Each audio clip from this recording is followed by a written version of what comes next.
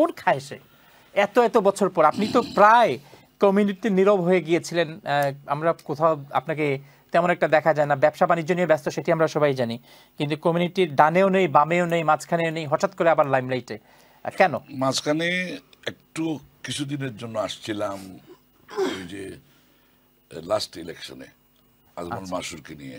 জি জি, ওই কিছু মানে যদি আর এক দুই দিন, মানে এটি তো একজন ব্যক্তি কিংবা একটি দলের পক্ষ থেকে বা একটি গ্রুপের পক্ষে, কিন্তু কমিউনিটির সামনে যে এত খুব বেশি ইনভলভ ছিলাম না। জি, এটার বিভিন্ন কারণ আছে। নতুন স্পেস, নতুন সময়, নতুন উদ্যমে কিছু নতুন জেনারেশনকে সুযোগ দেওয়া উচিত। আমি তো দেখলাম যে আমাদের যে এবিসিডি পর্যন্ত যারা পড়ে আসছিলাম, বা আমাদের খুব ফর্মাল এডুকেশন বলতে বাংলাদেশে বা এদেশে যতটুকু বোঝায় গ্রাজুয়েশন পর্যন্ত করলে বোধহয় একটা ফর্মাল এডুকেশন বলা হয়, কিন্তু সেটাও আমাদের অনেকের ছিল না। তবুও আমরা খুব সফলভাবে আমাদের কমিউনিটির হাল ধরেছিলাম।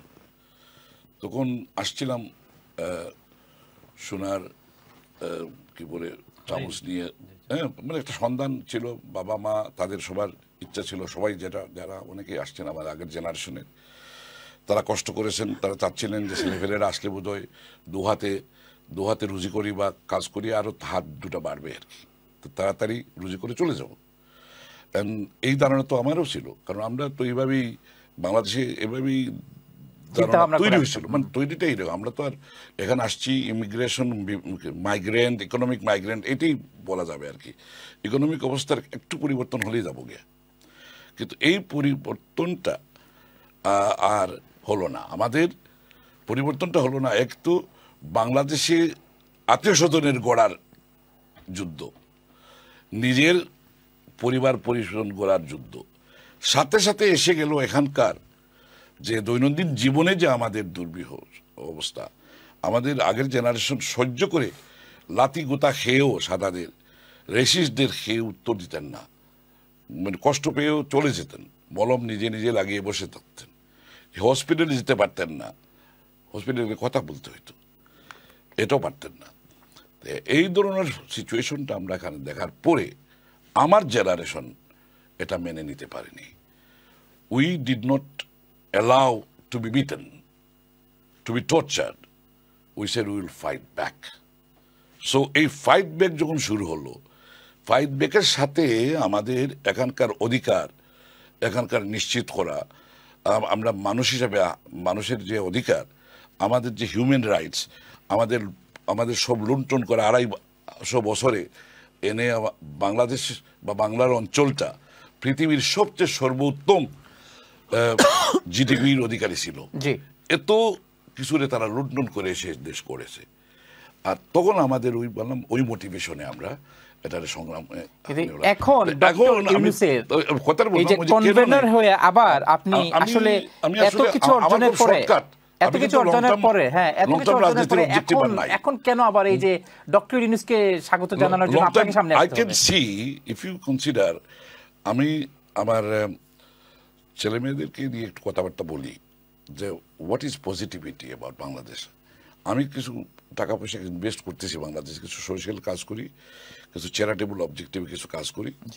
তো আমার ছেলেমেয়েরা জিজ্ঞেস করে যে what are you investing, we putting up lot of efforts and time, যেটা আমার মনে হয় এটা সব ছেলেফেলেরাই এই কথাগুলো বলে। যখন শুনে পার্টিকুলারলি ডিউরিং লাস্ট যে বছরের যে আপনার জুলাইয়ের যে ঘটনাগুলা, এই জুলাই আগস্টের ঘটনাগুলা একেবারে আমাদের বাংলাদেশের বলে যে কিছুটা গর্ব করা, যে রুটটা বলে যাও, তোমরা রুট বলে যাবা, তোমরা আমাদেরকে তিরস্কার করো, তোমার বাবার জন্মস্থান, তোমার বাবার বাবার জন্মস্থান, এই যে কথাগুলো বলে আমরা আগ্রুমেন্ট করতাম বাসায়, এই আগ্রুমেন্টের কিন্তু সর্বশেষ যেটা ছিল ওইটাও শেষ গেছে। মানে সোশ্যাল মিডিয়া, আমাদের বাংলাদেশের মিডিয়া তো ওগুলো দেখে থাকে না, বাট সোশ্যাল মিডিয়াতে so much informed, the generation is so much informed and so much puzzled and মানে sad about the story of Bangladesh. যখন এটা ক্রিকেটের মধ্যে এই যে আমাদের হামজা একটা ফুটবলার গেছে, এইটা সবাই কিন্তু এটা পজিটিভলি দিছে। কিন্তু আমি আবার এই বললাম এই যে ঘটনাগুলো, এই ঘটনার পরিপ্রেক্ষিতে এই যে ঘটনাটা আমাদেরকে ছোট করে দেখে আমাদের জেনারেশনকে বা আমার আগের জেনারেশন বা আমার বন্ধু বান্ধব যারা একটু সিনিয়র তারা আবার বলতেন, সিরাজ ভাই we are really fed up, we cannot sell our country anymore to our childrens, let alone to others. Investment এই সমস্ত আমাদের কমিউনিটি যাবে না। যেভাবে হ্যারাসমেন্ট থেকে শুরু করে বিগত দিনে তো আমরা বইয়ে বাংলাদেশে এর সাথে ডক্টর ইউনুসের সম্পর্কটা এইটাই, the man, he was the only man who could secure the transition. শুনেন, প্রতিটি জিনিসের একটা অ্যাকশনের একটা রিয়াকশন হয়।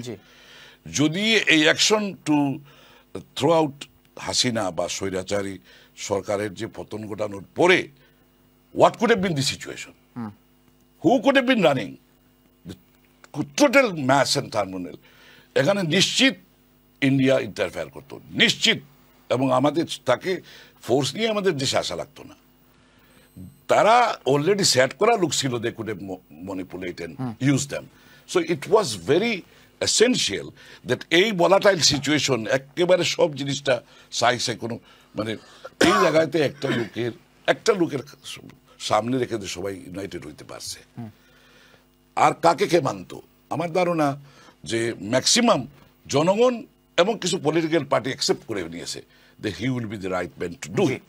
And under the circumstances, the man who played a role in the international arena, আমরা যত সমস্ত প্রোপাগান্ডা দেখছি যে এক সপ্তাহ থাকতে পারবে না, ওই দিক থেকে শেখ হাসিনা ঢুকে যাবে, ওই দিক থেকে ভারত ঢুকে যাবে, এই যে অস্থিরতা, এই অস্থিরতার মধ্যে যে লোকটা এসে আমাদেরকে আমাদের এই উত্তরণটা, আমাদের এই মানে সিচুয়েশন থেকে যে উত্তরণ ঘটিয়েছে, এর মধ্যে একটা ভালো জিনিস দেখি। এবং আই ট্রান্সফর্ম, আমি এই জিনিসটাকে জিয়াউর রহমানের সাথে দেখি। আচ্ছা, অর্থাৎ আপনি শহীদ প্রেসিডেন্ট জিয়াউর রহমানের কাল আমি দেখেছি।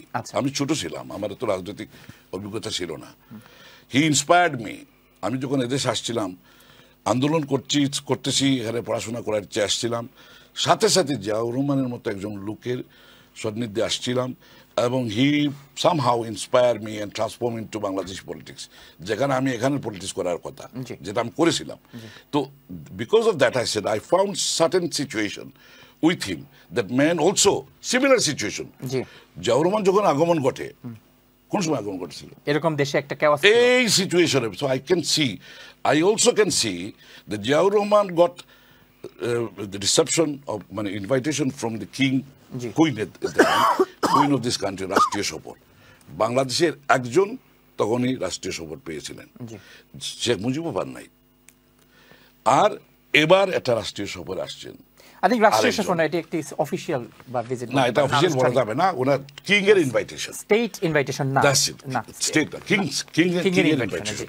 বাট জিয়াউর রহমান বিভিন্ন 4 দিনের সফর আসছিলেন, at cost of the state obviously.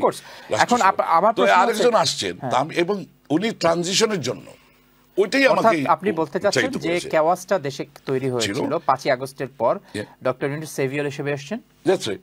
এবং you can rely that this man will create some, যদিও আমরা সবাই ভালো করে কাজ করতে পারি, তাহলে হিল ট্রানজিশনটা গণতান্ত্রিক ট্রানজিশন আপনি তাকে রিলাই করতে পারছেন, কারণ তার তো আলাদা কোনো এজেন্ডা আমি দেখি। ধন্যবাদ আপনাকে।